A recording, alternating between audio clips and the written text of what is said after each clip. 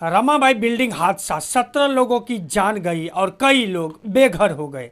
नमस्कार, मैं गोपाल सिंह और आप देख रहे रियल न्यूज़ नेटवर्क। दोस्तों, रमाबाई बिल्डिंग हादसे के बाद जिस तरह से यहाँ पालक मंत्री, परिवहन मंत्री सहित कई नेता यहाँ पे आए, लेकिन हुआ क्या, किसको क्या मिला?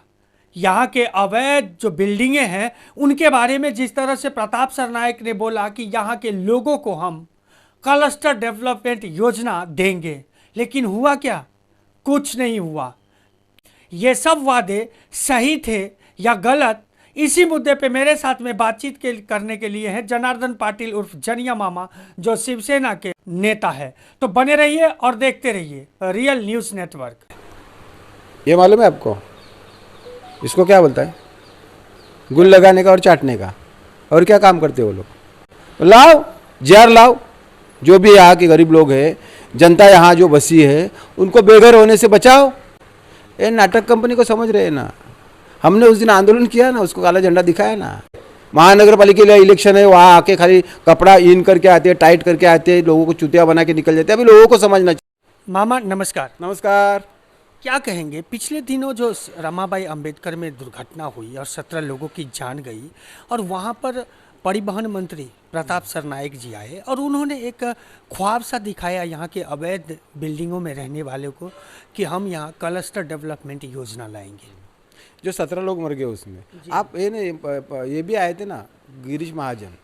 हाँ, सब आए, विधायक आए, पालक मंत्री आया, लेकिन परिवहन मंत्री जो महाराष्ट्र राज्य सरकार के प्रताप सरनायक है, उन्होंने आके किया कि हमने जिस तरह से ठाणे में क्लस्टर डेवलपमेंट योजना लाया था, ऐसे ही हम यहाँ भी लागू करेंगे, क्योंकि यहाँ 10,000 से ज़्यादा बिल्डिंग अवैध है। ये मालूम है आपको इसको क्या बोलता है? गुल लगाने का और चाटने का। और क्या काम करते हो वो लोग? उनका धंधा ही वो है। प्रताप सरनायक के मतदार संघ में उसकी लायकी ही नहीं है। आपने देखा भाईंदर में जब मोर्चा हो गया था तो उसको भगाया था लोगों ने, बाटली फेंक दिया था। पहले अपना मतदार संघ संभालो, बाद में बाहर जाओ। अरे भाई, मुझे मालूम है कि ये हमारे आगरी समाज के जो नेता है, भाजपा में अभी गए,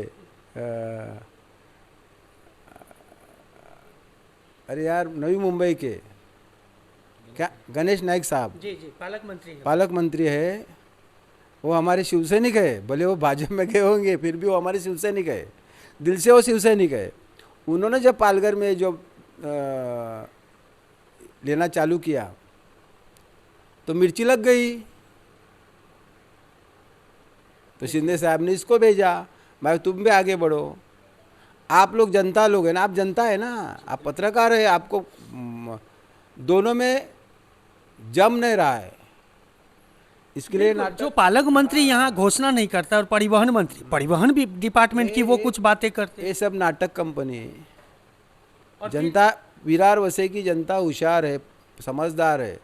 ये नाटक कंपनी को समझ रहे हैं ना। हमने उस दिन आंदोलन किया ना, उसको काला झंडा दिखाया ना। हाँ, एक चीज समझ में नहीं आया, परिवहन मंत्री होकर के महानगर पालिका में आके जनता दरबार, ये समझ में नहीं आया। इससे पहले तो हमने कभी नहीं देखा था राजनीतिक ऐसा भी होता है क्या? साहब से गद्दारी करने के साहब से गद्दारी किया ना, जो उद्धव साहब से, दिमाग काम नहीं कर रहा है ना अभी। ईडी पीछे है, ये बोलो। वो तो सरकार में है तो ईडी क्यों पीछे रहेगी? तो हो गया ना उनके, वो जब ईडी पीछे थी तब तो उद्धव साहब को छोड़ के भाग गए ना। एकनाथ शिंदे कहाँ गए? एकनाथ शिंदे अभी तो सरकार के साथ है ना। हाँ, तो अभी महाराष्ट्र में तो सरकार का साथीदार है अरे अभी इनमें कहाँ जम रहा है? पालघर में अभी आपने देखा, जब कहीं शिंदे के गुट के लोगों को जब भाजपा में प्रवेश कराया तो उनको पत्रकार परिषद लेना पड़ी ना, शिंदे गुट के लोगों को। तो उनको खुद को भरोसा नहीं रहा ना, अभी पैर के नीचे की ज़मीन खिसक गई है। हमको क्या करना है क्या नहीं, तो क्या होगा एक दिन ये सब शिवसैनिक वापिस आने की भी संभावना है क्या? सबका दिन रहता है ना वापिस आने की। मतलब उद्धव साहब को उनको खड़ा नहीं करेगा। मैं आपको 1000% बोलता हूँ, जो गद्दार गया है उसको उद्धव साहब खड़ा नहीं करेगा। और बीजेपी साथ में रखेगी। आने के तो बहुत कोशिश कर रहे हैं। साहब के मातोश्री पे तो एंट्री नहीं किसको। साहब ने हमें बोला है कि हमारे गरीब शिवसैनिक है, जो भी अपने साथ में है, खंदे को खंदा लगा के काम किया है, उनका तो परिवर्तन होना चाहिए। वो तो बीजेपी के साथ में है ना अभी, तो फिर क्यों, क्या जरूरत है आपके शिवसेना में जाने की और आपके साहब के पास जाने की?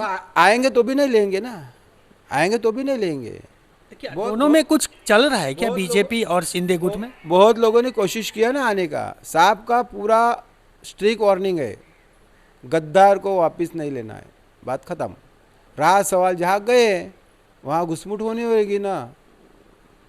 तो अब क्या होगा? ये जो यहाँ के जो गरीब लोग हैं वसे विरार के, ऐसे ही मरते रहे, उन्हें घर नहीं मिलेगा? मैं आपको एक बात बोलूँ, अगर इनमें दम है, सही में अपने माँ की औलाद है, तो जो शरद पवार साहब ने जो उल्लासनगर में लाया ना, वहाँ भी था अनाधिकृत बांधकाम हो गया था, वहाँ भी बहुत बड़ा प्रॉब्लम था, तो सॉल्व किया ना उसकी जब सरकार था। तो लाओ जीआर लाओ, जो भी यहाँ के गरीब लोग हैं, जनता यहाँ जो बसी है, उनको बेघर होने से बचाओ और उनको बोलो ना कि भाई आपकी बिल्डिंग को रीडेवलपमेंट करने में आप ही लोग करो। क्यों ना जीआर पास कर रहे हैं? लोगों को चुतिया बनने का धंधा कर रहा है, आके यहाँ जनता दरबार ले रहे। क्या कर रहे तुम लोग? यहाँ की जनता क्या पागल है? विरार वसे की जनता पागल है? तुम्हारी बात को समझेगी? नहीं समझेगी।